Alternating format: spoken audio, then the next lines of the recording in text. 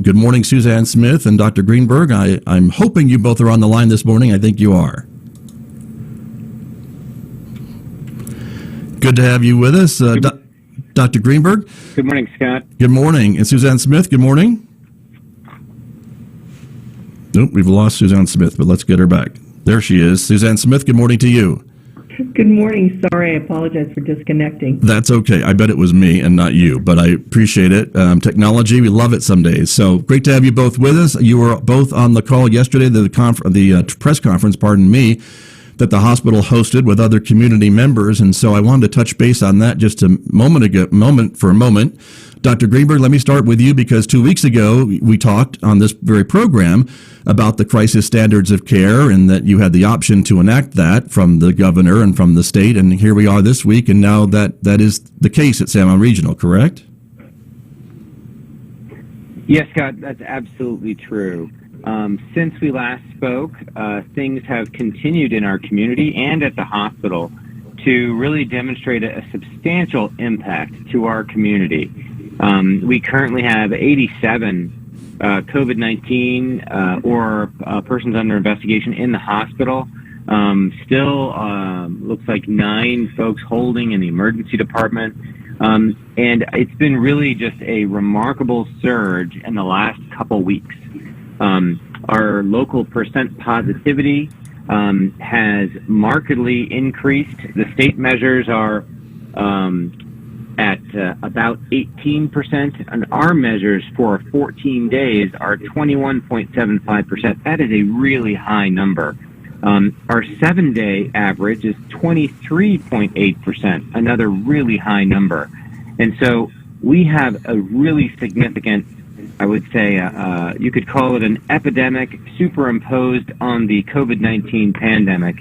And despite the fact that you may hear that things are getting better across the country, the Mountain West, New Mexico, Colorado, and some other states in our region are markedly getting worse.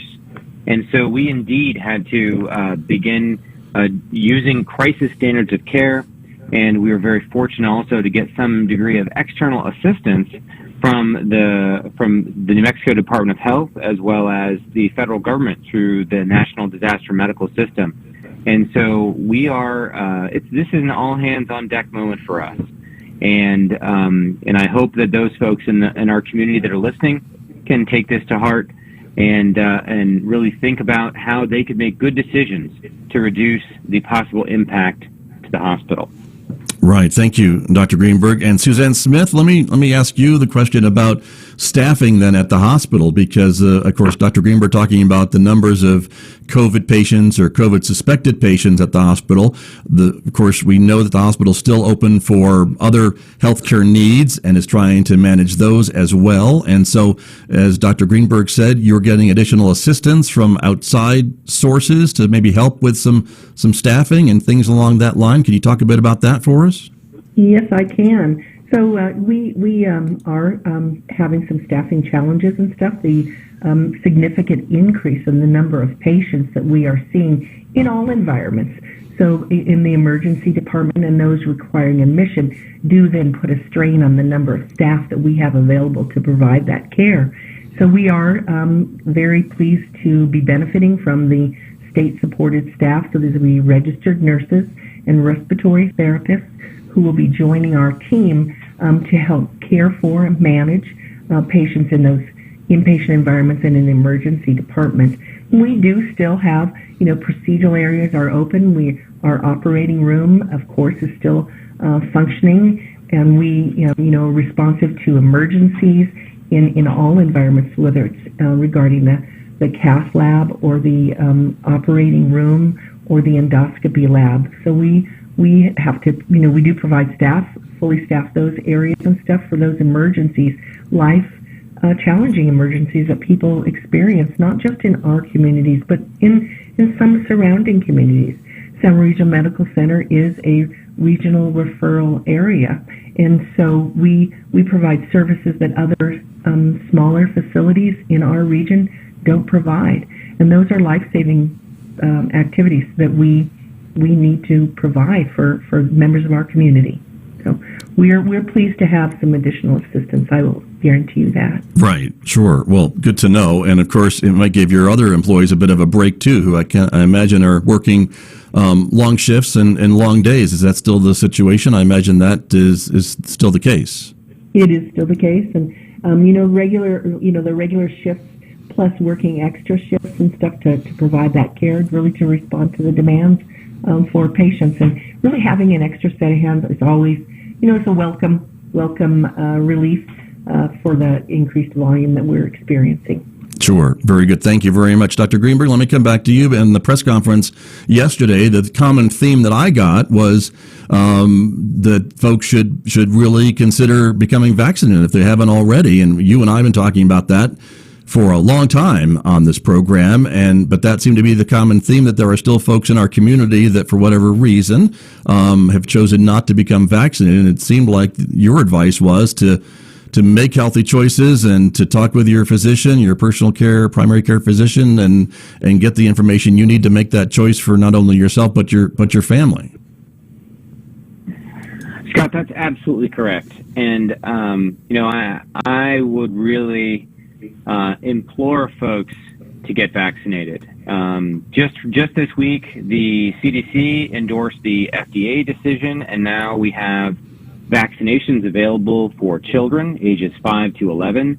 So now anyone ages 5 or up is eligible for the Pfizer vaccination. The Moderna vaccination and the Johnson & Johnson vaccination also are still out there, and they're broadly available in the community. And I'll tell you that the best thing that you can do for your health, for the health of your neighbors, your friends, your family, the best thing that you can do to help contribute to help reducing the burden to your hospital and your healthcare infrastructure is to get vaccinated. I think it's never too late to get vaccinated. Of course, it's better if you got vaccinated before, but please, depoliticize the vaccine.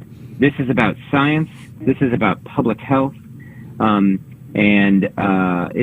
This vaccine has been well studied, probably one of the best, if not the best and most thoroughly studied medication in the history of medicine. So this is something that everyone should do in our community and in any community, but ours especially, because we have such a high burden of illness right now and such a high impact to our hospital. Please get vaccinated. Thank you. Thank you, Dr. Greenberg. And again, just to confirm, and I may sound like a broken record continuing to ask you this question, but you mentioned the number of COVID positive inpatients at the hospital or patients suspected of having COVID. And I just want to confirm, because it always seems to me that the vast majority of those patients who have to be hospitalized with COVID-19 are unvaccinated. Is that still the case? That's absolutely true, Scott. And it really does seem I believe that when we did the data analysis, and I think it was detailed somewhat in the press conference yesterday, but I believe that it's approximately 81% of all hospital admissions are in the unvaccinated. And I also believe that I think it was 88% of the intensive care unit admissions were unvaccinated. And I think it was 94% of all the deaths were in the unvaccinated. And so, this is, by and large, when it comes to healthcare infrastructure and the impact to the hospital, to the community, this is a pandemic of the unvaccinated. If we were all to be vaccinated, then that would significantly reduce the burdens to the hospital and to healthcare workers. So again, I just implore everyone, if you are not vaccinated, please get vaccinated. If you know someone that isn't vaccinated, please help them find a trusted resource where they can get good science-based education about the vaccine and make good decisions. Thank you. Thank you very much. And Suzanne Smith, let me come back to you and ask you a bit about the other care going on at the hospital, because, again, I know we've been you all have been reminding folks not to put off health physicals and screenings and all those things that a lot of folks seem to have done during the pandemic, and now they're showing up maybe sicker than they maybe normally would, because some of those screenings that may have caught something early weren't done, and so now something has progressed and they're showing up maybe sicker than they normally would at the hospital. Is that what you're seeing here in Farmington? We are seeing that here in Farmington, really, I think nationally, maybe even worldwide, seeing cases of patients who have deferred care, particularly screenings, whose disease may have advanced unexpectedly, and they're not aware of it. And so really we encourage people, if you to maintain your routines for seeking health care, for maintenance, for the screenings as they are due, so that we can assure that people are identified. If they have an illness, it's identified early. And care is ongoing. We have not stopped those elements of care. They continue, and people need to feel confident and comfortable that they can safely come to the hospital and not be at risk of something. They need to come when they need the care. The emergency department is 24/7, and if people have an emergent health issue, they need to seek that care. Good point. Thank you very much. Dr. Greenberg, let me come back to you again and ask about this crisis standards of care. And I know it is just an option that is given to the hospitals to manage these high numbers. And I believe it was mentioned yesterday again at the press conference that one of the other issues maybe that you have is where in the past you could maybe transfer some patients to other facilities that had some room, with all hospitals becoming more and more full with COVID patients. That option may not always be available. Is that some of the reality that you are facing at 7 Regional these days? Great question, Scott. Unfortunately, that is absolutely true. We are having very, I would say, sustained and ongoing challenges in our attempt to transfer patients to other facilities. Mm-hmm. Other facilities in our region, like I mentioned before, are having similar challenges. It's not just us here. It's all of New Mexico, also Colorado. We know that Utah and Arizona are similarly having some increasing challenges with the COVID surge. This is our Delta surge. Delta surged, other places in the country, in Florida and Georgia, et cetera, California earlier. But this is ours. And we know that those areas had some substantial challenges. During the surge that Texas experienced earlier this year, they were transferring patients to all over New Mexico, including attempts to transfer to us. So they had challenges transferring out. We're having challenges transferring out. And what that means is that we have to do our best here to meet the needs of our local community and our region.